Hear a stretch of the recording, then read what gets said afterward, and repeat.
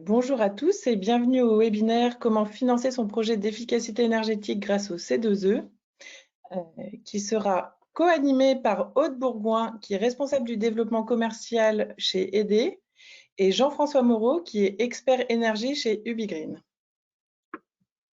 Alors, au sommaire de ce webinaire, donc, nous aurons une première partie qui présentera le mode de financement que sont les C2E avec des exemples concrets de réalisation. Et dans une seconde partie, nous verrons comment un système de management de l'énergie va permettre d'accélérer vos économies d'énergie. Et nous finirons par une session de questions-réponses. N'hésitez pas d'ailleurs à poser toutes vos questions dans la partie prévue à cet effet, la petite partie questions, voilà, pour que nous puissions les traiter en fin de webinaire. Et je vais désormais laisser la parole à mon collègue Jean-François. Eh bien, bonjour à toutes et tous. Donc, petit rappel peut-être un petit peu quand même pour resituer le contexte économique aujourd'hui et les enjeux et les objectifs qui sont les vôtres sur cette dimension immobilière. Avec un premier point pour tous les bâtiments tertiaires avec certaines conditions de surface, des objectifs quand même assez ambitieux à atteindre d'ici 2030. Ça, c'est quand même un gros point focus. Je pense que déjà, tout le monde est un petit peu dans le sujet aujourd'hui du décret tertiaire. En tout cas, c'est quand même le volet d'esprit prioritaire. Le décret BACS qui rejoint en fait le décret tertiaire, puisque là, on va s'intéresser au travers de ce décret simplement au fait que les systèmes actifs doivent être sous contrôle et optimisés en termes de fonctionnement. Et puis, bien entendu, tout un contexte d'audit aussi, avec des renouvellements des audits réglementaires, avec des nouveautés qui vont être déclinées venant de l'Europe sur toute la dimension audit et mise en place surtout de systèmes de management de l'énergie en fonction effectivement de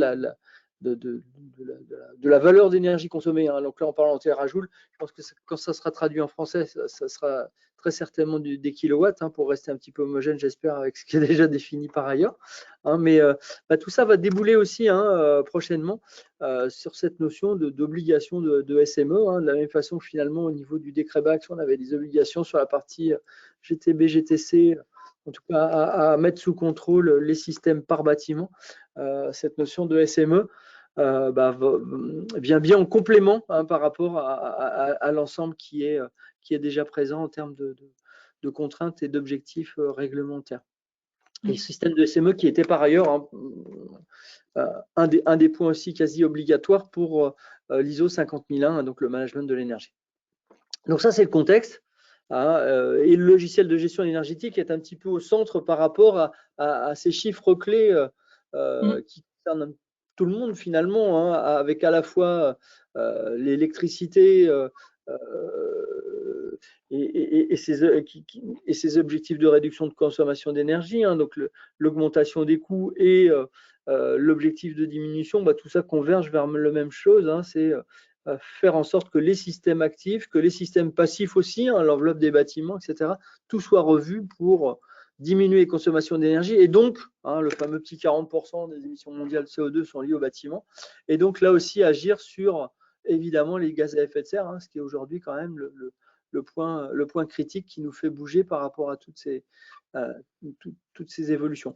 Un dernier petit le dernier petit point là sur le chiffre, je ne vais pas m'apesantir plus. 38% d'économies réalisables sans de grands investissements. Ça, c'est quand même un point essentiel. On pourrait se dire les objectifs du décret tertiaire, ils sont extrêmement ambitieux, mais on sait faire des choses avec des situations qui sont pas forcément qui paraissent quand même assez ambitieuses. On sait arriver à réaliser des économies sur les différents bâtiments, et ce, quel que soit finalement le bâtiment. Après, il y a un coût, et ce coût, justement, ça va rejoindre cette dimension des financements C2E, c'est comment je vais financer tous ces coûts. Il y a le retour sur investissement que j'attends par rapport à mon projet mené ou mes différents plans d'action par bâtiment. Et puis, il y a en face, quelle solution pour m'aider finalement à financer tout ça et à avancer au plus vite sur la réduction de mon empreinte énergétique et gaz à effet de serre.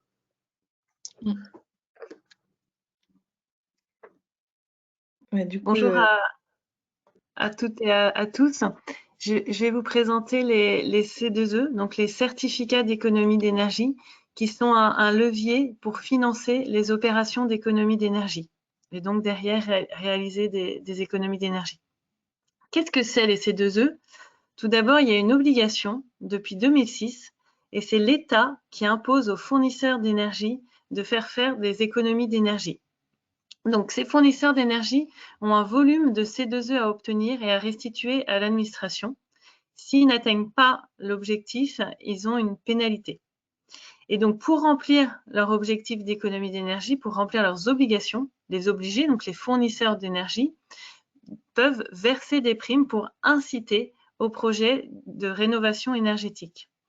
Donc, vous l'aurez compris, les C2E, c'est une aide privée parce qu'elle repose sur des entreprises privées que sont les fournisseurs d'énergie et qui permettent donc d'accélérer la transition énergétique.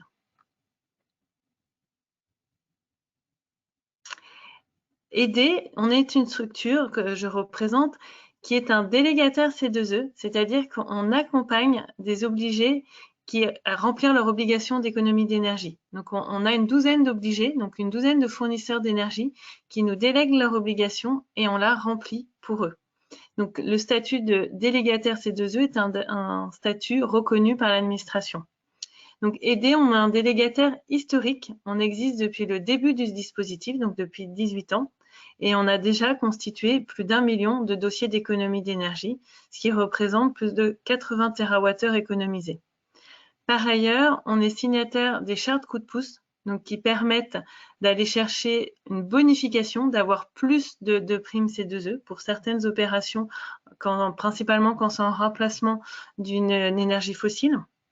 Donc, par exemple, il y a dans le tertiaire, pour le remplacement de chauffage dans le tertiaire, il peut y avoir une bonification coup de pouce. On a un modèle économique sécurisé parce que tous les trimestres, nos obligés nous versent leurs redevances et donc c'est ça qui nous permet de financer la transition énergétique et donc de verser des primes C2E. On a différentes solutions d'accompagnement. Soit on accompagne directement les bénéficiaires avec un service dédié qui s'appelle Éco-Rénovation, soit on a un réseau de partenaires avec qui on travaille et on peut, par exemple, ils peuvent déduire la prime sur leur devis. On instruit des dossiers d'économie d'énergie dans tous les secteurs, mais principalement dans l'industrie et le tertiaire et le résidentiel collectif. Mais on peut aussi accompagner des bénéficiaires dans l'agriculture, dans le réseau ou le transport. Alors, comment activer le levier des C2E? Ici, on vous a résumé les fiches du secteur tertiaire qui ont été les plus instruites par le pôle national de la Direction générale de l'énergie et du climat pour la 5e période. Donc, il s'agit de fiches qui sont dans la thermique, dans le chauffage. Donc, il y a par exemple la pompe à chaleur, il y a les systèmes de récupération de chaleur. Et il y a aussi des fiches d'isolation, comme l'isolation d'un réseau hydraulique de chauffage, l'isolation de combles, l'isolation de plancher. Et encore, il y a des fiches qui concernent l'équipement. Donc, par exemple, quand un bâtiment s'équipe de luminaires à modèle LED. Donc, on voit tout un panel de fiches qui permettent de répondre aux enjeux du décret tertiaire et qui permettent donc d'avoir des aides financières. Et il y a une autre fiche, c'est la gestion technique du bâtiment qui permet, elle, donc de gérer tout ce qui s'occupe du chauffage, électricité et entre autres dans le bâtiment. Donc ça, c'est les fiches en ce moment qui sont le plus instruites au niveau national par l'administration. Si on fait un zoom sur le tertiaire, donc il y a plusieurs sous-secteurs d'activité dans le tertiaire et en fonction du secteur d'activité, le montant de la prime C2E pourra varier. Donc si c'est par exemple des travaux dans le secteur du commerce ou dans le secteur de la santé, la prime ne sera pas la même.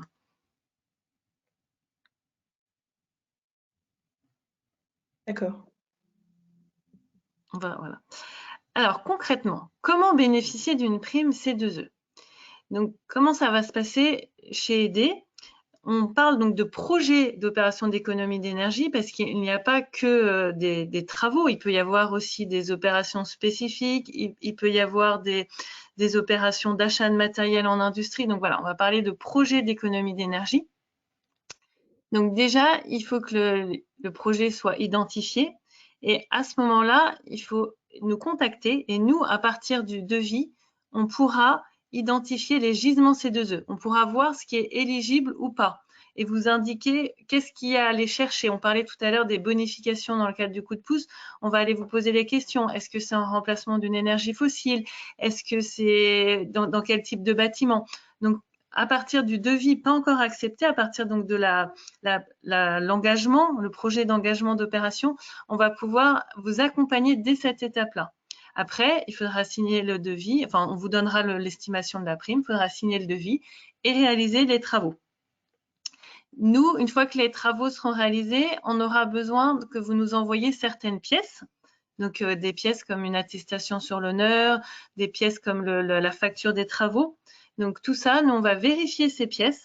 On va les vérifier de façon administrative et technique.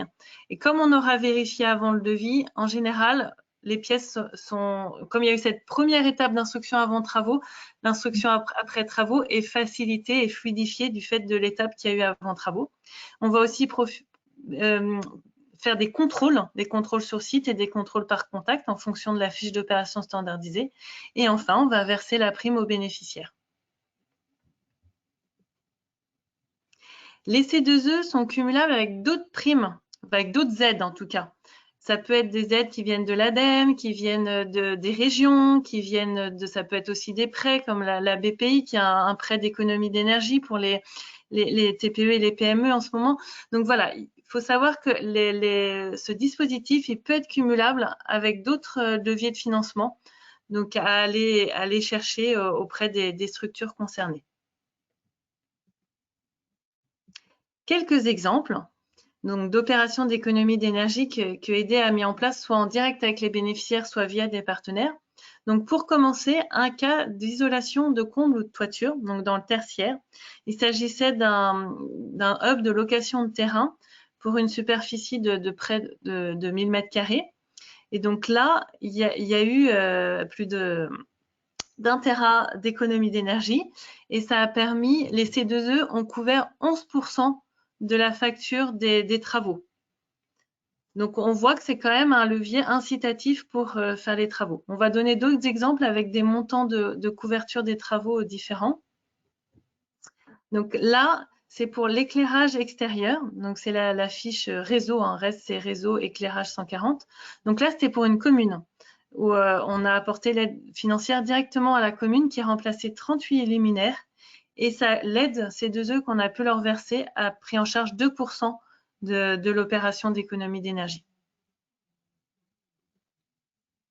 Un autre cas où là, c'est la mise en place donc, de calorifugage. En fait, c'est les tuyaux d'eau chaude d'un circuit qui sont calorifugés. Et donc, ça permet donc, de faire des économies d'énergie. Et comme pour les autres fiches, de bien sûr réduire le bilan carbone. Donc là, c'est également c'est une mairie donc qui a isolé 240 mètres linéaires de tuyaux. Et donc là, les travaux ont pu être pris en charge totalement par la prime C2E. Et donc là, c'est un cas où c'est un professionnel qui a déduit la prime de son devis. Donc la mairie n'a pas eu à financer. En fait, c'est nous qui avons versé la somme au partenaire et le partenaire a pu faire les travaux. D'accord. Certaines opérations peuvent avoir des bonifications. On a parlé tout à l'heure de coups de pouce, mais il y a aussi d'autres bonifications possibles en ce moment. Pour le système de gestion de technique du bâtiment, pour la GTB, il y a une bonification si les travaux sont engagés avant la fin du mois de juin. Donc, il reste encore quelques jours pour en bénéficier. Et donc, le montant du C2E est multiplié par 2. Après, pour les dossiers engagés à partir du 1er juillet, il y aura toujours la fiche d'opération standardisée, il y aura toujours des aides, mais elles seront moins importantes. Et dans ce cas-là, c'est de nouveau des travaux qui ont pu être pris en charge à 100% par les C2E, donc qui ont pu être financés à 100%. Il s'agit d'un centre de distribution pour une superficie de près de 40 000 m². Et un autre exemple où il y a une bonification coup de pouce, c'est pour la mise en place de chaudières collectives à haute performance énergétique. Et là, c'était aussi pour un centre de distribution.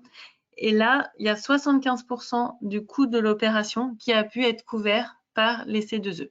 Donc, on a vu que c'est très variable, le montant de prise en charge par les C2E. Ça va dépendre du sous-secteur. Est-ce que c'est un commerce? Est-ce que c'est de la santé? Ça va dépendre de s'il y a une bonification. Ça va dépendre de la fiche d'opération standardisée et des économies réelles générées.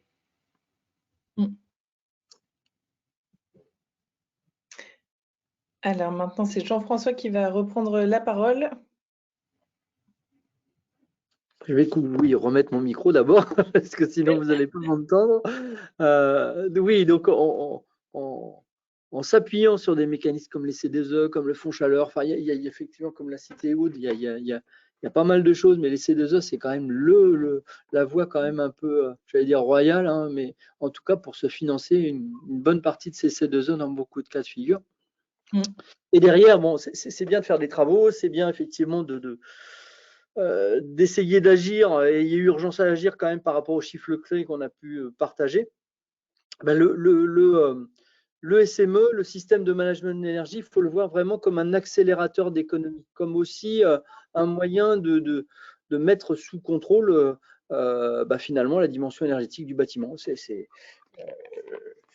Imaginez conduire une voiture sans avoir d'indication de la vitesse dans laquelle on va, c'est effectivement le rôle du SME, c'est d'être là pour donner les indicateurs de performance énergétique qui vont bien vis-à-vis de ce qu'on doit suivre en permanence, parce que finalement le bâtiment, c'est bien, on fait une action, on a isolé les toits, on a mis en place une belle chaudière haute performance, derrière il faut que tout ça continue de bien fonctionner. Hein. C'est vraiment le SME, il va être là pour ça, et il va être là aussi pour une logique de captation des bonnes données. Hein. On a parlé d'énergie, hein, mais on peut aller beaucoup plus loin que l'énergie. On pourrait embrasser tous les types de fluides, hein, et ceci en termes de comptage ou de sous-comptage. Hein. Aujourd'hui, l'eau est aussi un vecteur très important. Hein. Effectivement, ça ne rentre pas dans les C2E, ça rentre, mais c'est des points qui sont de plus en plus regardés parce que l'eau a un coût, l'eau a une valeur, et ça, c'est des choses qui sont très importantes. Donc, le système SME, il va être là pour capter, hein, toutes les petites flèches que vous avez, c'est dans le carquois là, du WeGreen, là, le nuage. C'est beaucoup de choses. C'est effectivement déjà, avoir les flux factures, et pas simplement un montant hors taxe et TTC de ma facture avec mon fournisseur préféré d'électricité ou de gaz, mais vraiment avoir tout le détail de facture avec les consommations et les montants facturés par période, avoir aussi la visibilité sur les puissances souscrites. Tout ça va être effectivement récupéré, le flux facture. Donc la plateforme de SME va être en charge d'avoir des liens électroniques avec les fournisseurs. Il n'y a pas de ressaisie, il n'y a pas de scanning ou d'interprétation de factures PDF. C'est vraiment des liens électroniques de système à système finalement entre la plateforme SME et je dirais au sens large le monde des fournisseurs de fluides. Ça c'est vraiment le premier point fondamental. Et c'est aussi ce qui fait la différence entre une plateforme agnostique, hein, comme UbiGreen, et on a d'autres confrères, hein, et puis ce que peut éventuellement proposer une solution fournisseur, hein, qui lui va être sur son flux fournisseur et va avoir du mal un petit peu. Et si demain vous changez de fournisseur, vous faites comment? La plateforme, il n'y en a plus. Hein, donc c'est vraiment un point important, cet aspect collecter les données qui vont bien à tous les niveaux.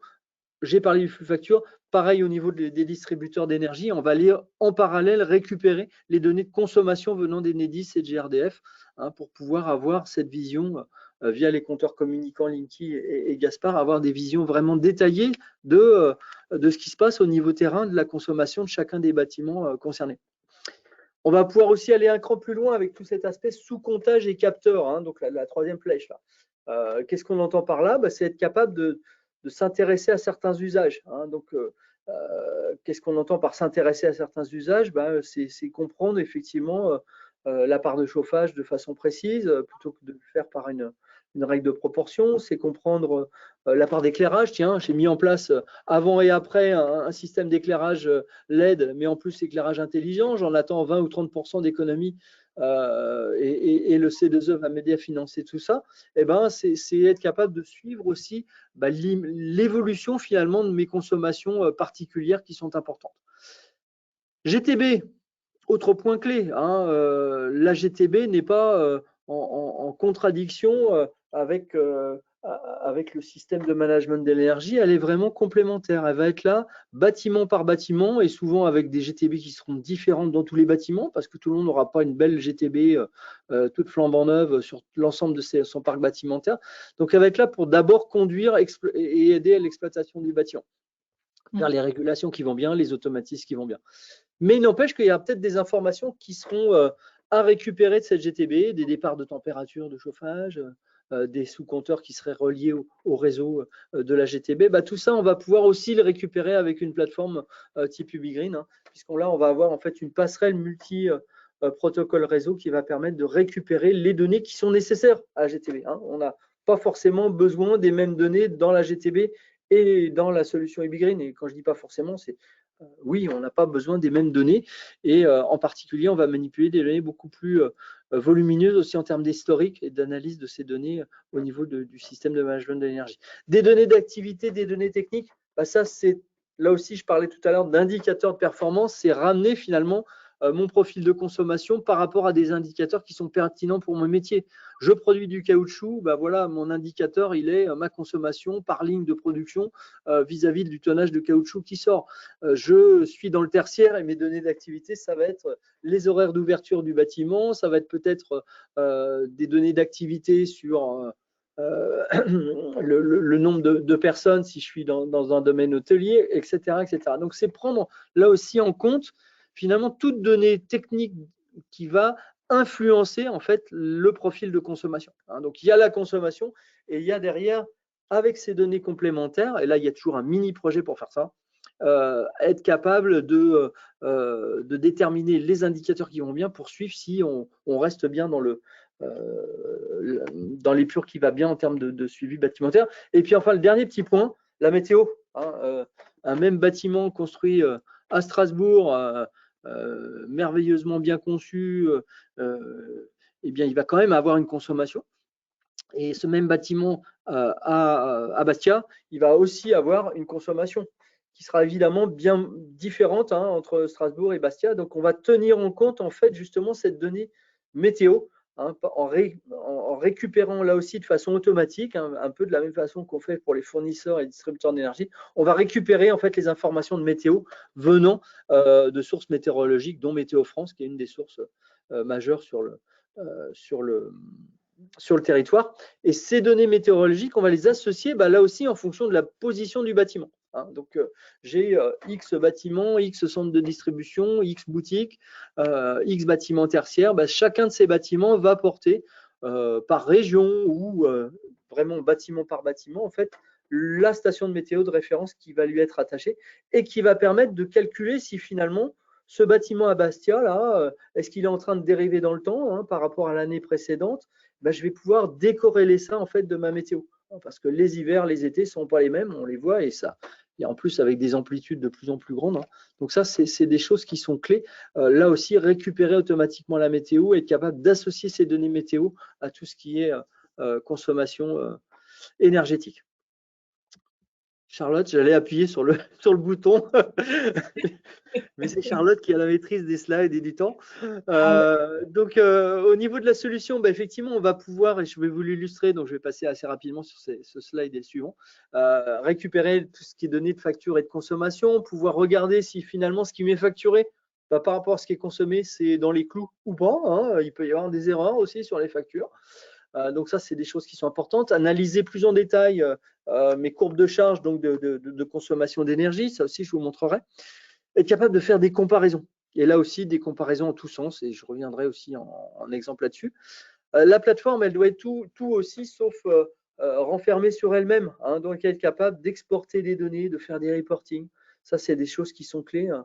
Le reporting, aujourd'hui, c'est reporting énergétique, pour chacun des responsables de bâtiments, pour peut-être des entités régionales, pour peut-être demain aussi tout ce qui est, quand je dis demain, obligations réglementaires par rapport à tout ce qui est réglementaire vis-à-vis des gaz à effet de serre et de l'empreinte carbone. Donc tout ça, c'est des choses qui sont essentielles, c'est ressortir les données de la plateforme, des données qui doivent être structurées. Quand j'ai parlé tout à l'heure de collecte, la collecte des données, elle est structurée dans un référentiel patrimonial qui est le vôtre, et ce référentiel patrimonial, il va être alimenté effectivement en complément par toutes les données fluides qui vont bien. Gestion de plan d'action, décret tertiaire, là aussi, la plateforme va permettre de gérer complètement le process, le flux fonctionnel du décret tertiaire. Quand je dis ça, c'est effectivement à partir des bâtiments, du patrimoine qui est soumis au décret tertiaire, c'est d'écrire les éléments qui sont obligatoires par rapport à ce fameux décret, pouvoir décrire aussi les plans d'action qui vont bien et qui vont être là aussi éventuellement avec cette dimension financière associée et le retour sur investissement qu'on y attend. Donc être capable de décrire complètement en fait le process décret tertiaire jusqu'à la déclaration annuelle qui est maintenant normalement dans les habitudes, si je puis dire, d'envoi à Opérate en fait des données vers Opérate. On va pouvoir aussi, sur le slide suivant, donc analyser les facteurs d'influence. J'ai parlé de la météo, mais ça peut être effectivement un autre facteur d'influence, c'est mes consommations d'eau en dehors des périodes d'ouverture du bâtiment. Donc ça, c'est des choses qui sont aussi clés parce qu'on a quelquefois des petites surprises. On va pouvoir analyser par fluide, par usage, dans tous les sens. En fait, ça aussi, c'est important, c'est la flexibilité qui est procurée par le système au niveau des analyses qui sont possibles. Donc, c'est être capable, effectivement, de l'ADN du système de management d'énergie, Ubigreen Energy, c'est effectivement récupérer les données de façon fiable, les collecter et les mettre dans un référentiel structuré, et c'est être capable derrière de dégager ces informations dans toute forme d'analyse périodique, temporelle, à la maille jour, minute, s'il faut, par rapport au profil de consommation de courbe de charge, ou au contraire à des mailles agrégées, trimestrielles, voire annuelles. Donc on est vraiment dans cet aspect vision multisite qui va permettre de détecter aussi des surconsommations, des consommations d'eau, typiquement en dehors des plages ouvrées, donc ça veut dire qu'il y aura une fuite qu'on n'aurait pas détectée, etc. Donc être capable aussi de mettre des alertes par rapport à tout ça. Donc ça, je vais essayer de vous l'illustrer très brièvement juste après. Alors, je vais du coup Me passer la main, c'est ça? La main, exactement. Hop. Voilà. Voilà, normalement, vous devez voir mon écran. Tout à fait. Bon, super. Et donc là, je suis en fait sur une instance de démo du système de l'énergie. Et cette instance de démo, il y a 3 points qui sont fondamentaux. Il y a qui a le droit d'accéder pour voir quelles informations. Je suis responsable d'exploitation de tel bâtiment, j'appartiens à telle grande société de tierce maintenance. Je vais aller voir les paramètres qui me vont bien par rapport à la conduite de mon bâtiment, au suivi, au respect des engagements que j'ai peut-être vis-à-vis d'engagements budgétaires que j'aurai vis-à-vis de mon client. Je suis au contraire responsable d'une région ou responsable d'une collectivité au sein d'un groupement de collectivités. Je vais pouvoir voir effectivement les bâtiments qui me concernent et avoir la vision aussi sur les énergies qui me concernent. Donc ici, tout le menu qui est à gauche, il est complètement configurable en fonction de profils d'autorisation d'usage qui sont liés à ce que chacun a le droit de voir ou de ne pas voir. Et ça, c'est complètement en fait chaque gestionnaire au niveau de chacun de nos clients qui va définir qui a le droit d'accéder au contenu qui est rapatrié des différentes sources d'informations. Ça, c'est le premier point. Donc, c'est effectivement un accès illimité en termes d'utilisateurs à tout ou partie de l'information dans le système. Le deuxième point qui est fondamental, c'est ici, on va au fait récupérer une structure immobilière. Le patrimoine, il peut être effectivement, et il est défini dans la solution, mais il va être le plus souvent répercuté, il va être finalement l'image d'un référentiel maître hein, de l'ensemble des bâtiments tertiaires et ou industriels qui composent le bâtiment. Donc ici, j'ai un groupe immobilier. Dessous ce groupe immobilier, j'ai un certain nombre d'immeubles. Sous ces immeubles, j'ai des locataires, par exemple, hein, mais ça peut être en fait n'importe quelle décomposition. Hein. Donc, ces notions de hiérarchie, de site, de bâtiments, de communes, tout ça peut être complètement de typologie de bâtiment et le reflet en fait de c'est totalement paramétrable, hein, un peu comme les accès utilisateurs, en fonction vraiment de ce qui est le descriptif patrimonial. Et puis le troisième point qui est fondamental, c'est cette notion ici de tableau de bord. Hein, donc là, j'ai un tableau de bord d'accueil qui me donne des informations avec des indicateurs. Alors là, c'est un nombre de points de livraison sur les différentes énergies. J'ai des énergies consommées sur des horizons mensuels. J'ai ici des consommations d'énergie et d'eau. Donc tout ça, c'est complètement configurable, paramétrable. Je pourrais très bien avoir aussi mes consommations de gaz, avoir d'autres indicateurs. Tout ça est complètement paramétrable et configurable par l'utilisateur, donc par le gestionnaire d'énergie. Autre point important, je vais pouvoir effectivement à tout moment exporter de mon système. Donc là, j'ai une analyse, mais ici, j'ai 3 petits points. Et ces 3 petits points vont me permettre de faire un export image de mes données ou de faire un export au format Excel qui me va bien pour mes différentes données. Donc ça, c'est vraiment des points. Vous voyez, sur mon écran, là, maintenant, j'ai effectivement les données qui se sont affichées. Donc ça c'est des éléments fondamentaux. Je vais évidemment pouvoir faire, quand on parle de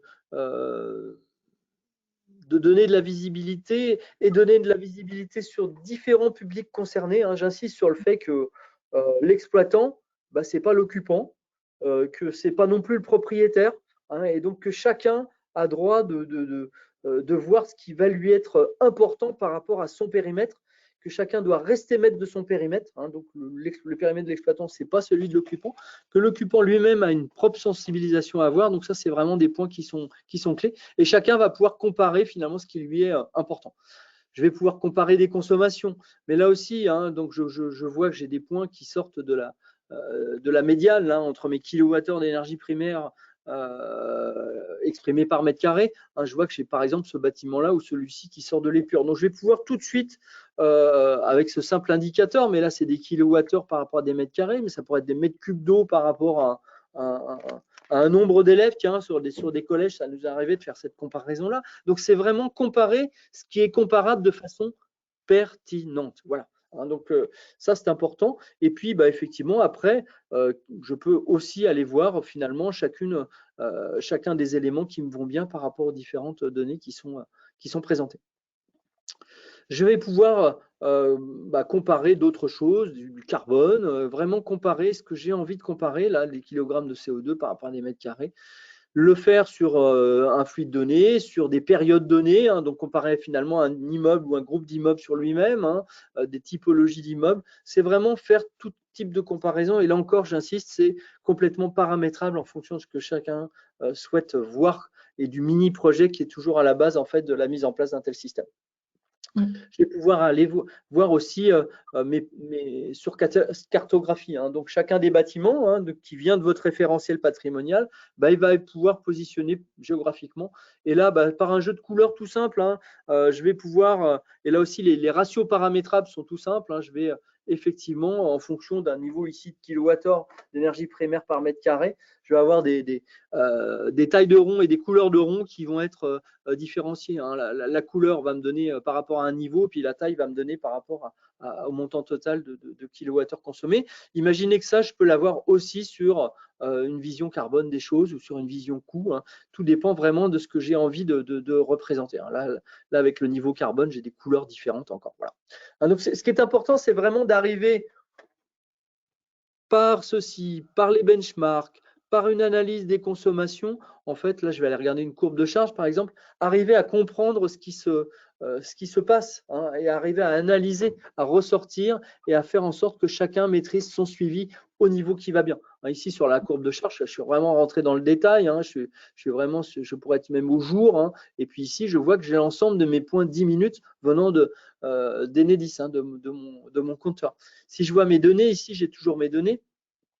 Et éventuellement, j'aurai mes données de contrat. Alors là, vous voyez que j'ai les données venant d'Enedis. C'est un compteur de type C4. Voilà les puissances hors plein hors cross qui sont soumises. Et si j'avais le contrat représenté aussi dans la solution, j'aurais aussi la dimension coût de mon contrat. Donc, on peut vraiment suivre ce que l'on a envie de suivre. Là, je l'ai présenté avec les courbes de charge, mais ça peut être aussi une vision sur l'eau avec d'autres indicateurs. Là, c'est toujours mètres cubes par rapport au mètre carré, mais ça pourrait être par rapport à un nombre de personnes, d'occupants pour un hôtel, par exemple. Donc, je peux vraiment faire ce que je veux par rapport en fait à la représentation de mes informations. Ici, j'ai des températures par rapport à des départs de chauffage. Donc, c'est vraiment ce qui est essentiel par rapport à vos données à vous. C'est vraiment comme ça qu'il faut comprendre. Je vais pouvoir avoir évidemment par les factures et tout le détail de facture, faire tout type d'analyse de coûts. Ici, en heure pleine, en heure creuse, par typologie de fluide, par organisation, etc. Je vais vraiment avoir l'ensemble des informations venant de mes fournisseurs qui vont être aussi finalement objet de possibles analyses. Si je prends celle-ci, par exemple, vous voyez que je n'ai pas simplement un montant hors taxe et TVA, j'ai vraiment toutes les informations avec la TURP, les taxes, etc. Et éventuellement, j'ai aussi le document PDF s'il est fourni par le fournisseur. Mais l'important, c'est qu'on ait vraiment le détail des informations qui vont bien, là aussi pour comprendre les factures, pour aussi représenter éventuellement les contrats. Je vois par exemple là le site de Pau, c'est un contrat avec un fournisseur d'énergie, c'est un contrat de type C1 et voilà l'ensemble des coûts qui sont associés. Donc on peut vraiment mettre dans la solution ce qui est pertinent de mettre à chacun pour l'ensemble de ces parcs bâtimentaires. Donc c'est vraiment cette vision multi-site, multi-bâtimentaire qui est importante pour pouvoir arriver effectivement derrière à avoir les informations qui vont bien sur les différents bâtiments. Si je regarde ici un exemple de bâtiment, ici, voilà mon immeuble 1, voilà, il va être décrit. Est-ce qu'il est l'objet soumis au décret tertiaire ou pas? Et puis par rapport à ça, il va y avoir tout un ensemble d'onglets qui peuvent être repris de votre propre référentiel de façon automatique. Il va être de tel type d'activité. Il va y avoir un onglet particulier pour le décret tertiaire. Quelle est son enveloppe? Quelles sont ses techniques? Donc, je vais vraiment pouvoir, à partir de là, définir les plans d'action qui vont bien aussi vis-à-vis de mon bâtiment, un plan d'action qui peuvent rentrer effectivement dans l'objectif du décret tertiaire ou pas. Donc, avec là aussi les économies qui sont attendues, les coûts d'exécution, les gains opérationnels, les financements et les ROI qui sont attendus compte tenu de ces financements associés. Voilà, je vais arrêter là la présentation de la plateforme parce que je pourrais passer 2 heures à vous montrer tout, mais ça vous donne une petite idée quand même de cet aspect importance de collecter les bonnes données, de les mettre dans les bonnes cases, si je puis dire, pour derrière arriver à ressortir de façon très flexible toutes les données qui sont associées. Je poursuis? Oui, tout à fait, oui, on peut. Hop, ça, si je peux, si j'y arrive.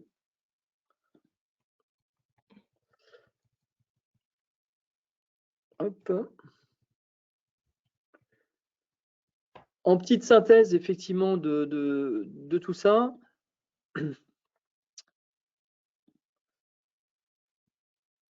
Ah, bon, d'accord. Je suis désolé, j'ai basculé comme il fallait. Hop. Voilà. En petite synthèse, effectivement, cette notion aussi de profil d'usage, les économies, c'est aussi quelque chose qui se partage. C'est l'objectif global du bâtiment, sa performance optimale, c'est tout le monde. C'est les utilisateurs, c'est les propriétaires, chacun étant responsable, et c'est les exploitants, chacun était responsable sur la partie qui le concerne. Et ça, c'est vraiment un point essentiel. Donc, reprendre ces consommations et permettre à chacun d'avoir les écrans qui vont bien pour suivre, analyser, comprendre et sensibiliser si nécessaire. Et puis, au-delà des consommations, un truc que je n'ai pas parlé, mais c'est aussi l'aspect production d'énergie. De plus en plus, ces éléments-là vont se répandre, j'espère en tout cas, toujours dans la logique de décroissance de la consommation énergétique. Donc, c'est vraiment important de voir le reflet des consommations et des productions d'énergie par bâtiment. Juste un mot sur UbiGreen pour terminer. On a été créé il y a plus de 12 ans maintenant, un peu plus de 50 collaborateurs. Le site principal est à Toulouse. Je crois que ça aussi, c'est un point important qui est un petit peu la marque de notre société. C'est que tout est développé à Toulouse. Quand je dis tout, c'est à la fois la suite logicielle que je vous ai présentée très rapidement, mais c'est aussi les capteurs. J'ai parlé tout à l'heure de sous-comptage et points de mesure. C'est aussi tout l'aspect dimension des capteurs qui sont homemade de Toulouse, donc made in Toulouse, qui sont conçus, fabriqués et assemblés au sein de notre site à Toulouse. Paris et Marseille étant les antennes plutôt commerciales et marketing. Des clients qui nous suivent depuis le début, sur 150 clients, on fait partie d'un groupe qui s'appelle Planon, qui est un groupe international néerlandais qui nous donne la capacité à déployer de façon internationale en fait ce type de solution énergie, puisqu'on est le module finalement énergie au sein de la suite de gestion de patrimoine Planon. Et des clients dans tous les domaines. Donc, je ne sais pas aujourd'hui qui est connecté, mais sachez que finalement, tous nos clients partagent cette problématique d'une urgence à agir, parce que si on attend que les coûts des assurances augmentent drastiquement du fait des événements climatiques, et si on continue à regarder tranquillement le réchauffement en se disant finalement, on va avoir un petit peu plus chaud tout le temps, et on ne sera pas plus mal, et on s'en sortira avec la clim les jours d'été. Je fais exprès un peu de grossir le trait, mais en tout cas, ce qui est important, c'est effectivement d'agir maintenant, parce que c'est un point clé. Et c'est aussi dans le sens d'un niveau de financement par rapport à l'usage bâtimentaire que l'on fait, quel que soit cet usage. Voilà, on en boucle avec les questions-réponses. Je suis à peu près dans les temps, Charlotte. J'ai réussi à tenir à peu près Donc, nous allons passer à la partie du coup questions-réponses. Alors, donc nous avons une question sur les C2E. Donc, comment ça se passe pour les collectivités au niveau des C2E? Alors, les collectivités dans le dispositif sont éligibles. Ça veut dire qu'elles ont la possibilité de déposer, eux, leur dossier d'économie d'énergie et d'avoir les C2E pour les revendre. Cela étant, c'est parfois compliqué pour une commune d'avoir les ressources humaines pour gérer cette possibilité de créer des C2E. Et il y a aussi une contrainte de volume parce qu'il faut au moins qu'elle ait 50 gigas pour faire une demande, un dépôt de dossier. C'est pourquoi nous, on peut accompagner les communes avec différentes offres. Soit elle ne veut absolument pas s'occuper des C2E et du début, donc de l'engagement des travaux à la fin du versement de la prime, on s'occupe de toute l'administration avec la commune. Donc d'ailleurs, on a vu dans les exemples des cas de communes qui ont bénéficié de la prime avec notre action incitative. Donc c'est nous qui leur avons proposé un montant de prime. Donc ça, c'est un premier accompagnement possible. Sinon, il y a un deuxième accompagnement où la commune a quelqu'un quand même dans sa structure pour gérer les C2E, mais n'a pas forcément tous les volumes, n'a pas forcément le temps pour s'en occuper. Et là, on l'accompagne à constituer le dossier et c'est la commune qui le dépose avec nous en regroupement, ça s'appelle, sur la plateforme de dépôt de dossier. Donc, il y a plusieurs formules d'accompagnement. N'hésitez pas à nous contacter à l'issue du webinaire s'il y a des communes qui sont intéressées pour discuter plus en détail des offres possibles. Oui. On a une question sur la solution. Est-ce qu'on peut gérer des indicateurs de performance directement dans la solution? UbiGreen, du coup. Oui, j'avais oublié le micro, c'est mieux avec. Oui, alors, ma réponse était oui, absolument. C'est un point d'ailleurs que je n'ai pas trop mis en évidence là dans la présentation. J'ai parlé d'aller collecter les bonnes informations, de structurer ces informations. Ce qui est important aussi, c'est que la plateforme de management de l'énergie va être là aussi pour faire des calculs. Et typiquement, quand on parle d'indicateurs de performance, ça va être effectivement des calculs, des moyennes, des rapports entre des activités sur un site ou sur une ligne de production ou sur un nombre de personnes, etc., par rapport à l'empreinte de consommation, etc., etc. Donc, la plateforme va effectivement être là en réponse par rapport aux indicateurs de performance qui vont bien par rapport à chaque chaque dimension finalement métier, hein, parce qu'un hôtel, bah, c'est pas pareil qu'un bâtiment tertiaire et c'est encore complètement différent d'un site industriel. Donc, on va pouvoir définir dans la plateforme l'indicateur de performance qui va bien à chacun. On a une autre question. Donc, les différentes fiches C2E sont-elles bien celles présentes sur le site de l'ADEME? Oui, sur le site de l'ADEME et sur le site de la DGEC, de la Direction générale de l'énergie et du climat, vous retrouverez toutes les fiches d'opérations standardisées. Les fiches d'opérations standardisées, c'est comme un catalogue d'opérations qui peuvent donc bénéficier de primes C2E, et il y en a dans 6 secteurs d'activité et qui couvrent différents domaines, de l'isolation au chauffage, en passant par parfois de l'équipement ou du service. Et si l'opération d'économie d'énergie que vous envisagez n'est pas dans ce catalogue, n'hésitez pas aussi à nous contacter, parce que dans ce cas-là, on parlera d'opérations spécifiques. Donc là, il faudra se faire accompagner d'un bureau d'études pour montrer comment l'opération va générer des économies d'énergie par rapport à une situation A. La situation B, grâce à l'opération d'économie d'énergie, il y aura eu moins d'énergie et du coup, on pourra monter ensemble ce dossier d'opération spécifique. D'accord, très bien. Donc, dans le cadre des C2E, pouvez-vous détailler l'aspect contrôle que vous prenez en charge? Oui, alors on l'a vu, une fois que l'opération d'économie d'énergie est réalisée, il peut y avoir des contrôles. C'est un point qui peut être imposé par la fiche d'opération standardisée, ou soit à 100%, donc par exemple, la fiche peut exiger qu'il y ait 100% de contrôle sur cette fiche, soit par échantillonnage. Si dans les deux cas, aider à sélectionner des bureaux de contrôle, donc qu'elle suit pour s'assurer qu'ils respectent leurs délais, que leurs rapports sont conformes. Donc, on mandate des bureaux de contrôle qui sont accrédités COFRAC pour réaliser ces contrôles sur site. Et il y a également des contrôles par contact qui peuvent être faits par échantillonnage selon l'exigence de la réglementation. Ces contrôles par contact chez ED, ils prennent deux formes.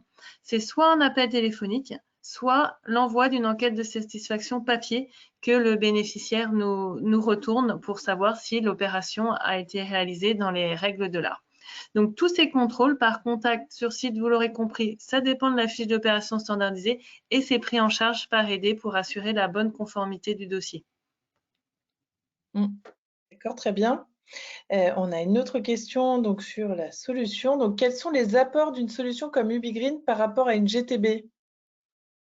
Alors, c'est deux choses différentes, hein. La GTB, elle va être là vraiment pour le pilotage au quotidien, les automatismes, la régulation au quotidien du bâtiment, que ce soit une régulation fine par pièce ou une régulation globale par zone ou sur l'ensemble du bâtiment. Donc, elle est vraiment axée sur l'exploitation au quotidien du bâtiment et faire en sorte de donner à l'exploitant les bons leviers pour commander et donner les bons niveaux de consigne et voir s'il y a des alertes au niveau du bâtiment. La solution de suivi énergétique va être vraiment là dans cette approche que j'ai citée un petit peu de multi-sites, de vision vraiment axée sur les consommations passées, le détail de ces consommations, tous les historiques qui sont associés, pouvoir générer des alertes et des indicateurs de performance énergétique qui sont associés à ce suivi énergétique. Donc, c'est vraiment deux choses différentes. Alors, la confusion peut-être que certains fabricants de GTB disent oui, mais nous, on sait faire aussi. Oui, mais nous, on sait faire aussi. C'est un module à part, souvent qu'ils baptisent Hypervision. Mais d'abord, la GTB, elle est locale. Elle n'est pas là pour aller assembler des données variées et diverses venant tantôt d'une GTB Sauterre d'il y a 20 ans, tantôt d'une autre GTB d'un autre de Schneider qui vient d'être installé sur un autre bâtiment, etc. etc. Donc, c'est vraiment deux réponses différentes. La GTB, elle est d'abord sur le bâtiment, répondre au décret BAX, en particulier en reprenant les informations et le suivi et les automatismes qui vont bien, pouvoir le piloter de façon automatique. Là, le système de management d'énergie, il est un peu en chapeau au-dessus pour vraiment ce suivi énergétique, pouvoir optimiser un cran au-dessus par rapport à la dimension bâtimentaire. C'est vraiment comme ça qu'il faut le voir. Et surtout, aller reprendre toutes les données de factures, de météo, de fluides, autres qui intéressent par rapport au suivi que l'on a à faire. Oui. On a une autre question. Si un projet de mise en place d'une GTB est en cours, est-ce que la bonification C2E s'appliquerait si le devis est signé avant fin juin pour un début des travaux en juillet? Alors, il faut qu'on ait eu le devis avant son engagement pour faire l'offre de prime. Dans le dispositif est très réglementé et il faut qu'on prouve qu'on est à l'origine de l'engagement. Donc, il faut qu'on ait le devis non signé pour pouvoir faire une offre de prime et que on prouve donc à l'administration qu'on a fait cette offre de prime avant la signature du devis. Donc, si le devis est déjà signé, hélas, on ne pourra pas récupérer le dossier. Donc, il faut vraiment respecter toutes les étapes. Après, peut-être que le professionnel qui a fait l'opération a fait une remise sur son devis et dans ce cas-là, c'est prévu par le professionnel qu'il y ait la prime. Mais si c'est pas écrit sur le devis et que le devis est déjà signé, c'est hélas trop tard. D'accord, très clair. On a aussi une autre question. Dans le cadre des C2E, à combien valorisez-vous les projets? Alors, comme on l'a vu, chaque fiche d'opération standardisée a ses spécificités en fonction du secteur, en fonction du sous-secteur, en fonction de s'il y a une bonification ou non. Donc, la rémunération de la prime C2E va dépendre de tous ces paramètres, des volumes engagés, des volumes, enfin, quel gisement, sur quel périmètre. Donc là, je vous invite à nous contacter. Il y a l'adresse aider@ed.fr qui est écrite sur la slide, à nous contacter avec votre projet pour qu'on puisse vous accompagner au mieux et vous donner une prime la plus pertinente possible. Il faut savoir que aider, quand on s'engage sur un montant de prime, on le respecte. Le montant n'est pas revu au moment des travaux ou après les travaux. Voilà, c'est à l'engagement, on vous donne un montant de prime qui restera qui restera le montant si l'opération est conforme, bien entendu.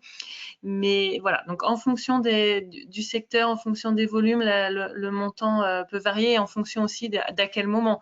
Parce que le montant de la prime ne sera pas le même si vous pouvez bénéficier d'un coup de pouce ou non en fonction des dates d'engagement, etc. Donc je vous invite vraiment à nous soumettre vos projets pour qu'on étudie tout ça ensemble. Oui. On a une question sur la solution UbiGreen. Existe-t-il du coup une bibliothèque de rapports? Est-ce qu'on peut faire des rapports dans la solution? Oui, absolument, hein. Donc, il y a tout un ensemble de modèles de rapports qui sont existants, qui vont permettre vraiment de faire à la fois des rapports de synthèse sur le suivi. Et donc, ces rapports vont pouvoir être aussi envoyés de façon périodique, par exemple, hein, à chaque responsable de commune pour un groupement de communes, à chaque responsable bâtimentaire d'une région, etc. Donc, chacun va pouvoir avoir des éléments de synthèse, hein, finalement, du suivi fluide et ou énergétique de son ou ses bâtiments de façon automatique, hein. Donc ça, c'est vraiment un point essentiel.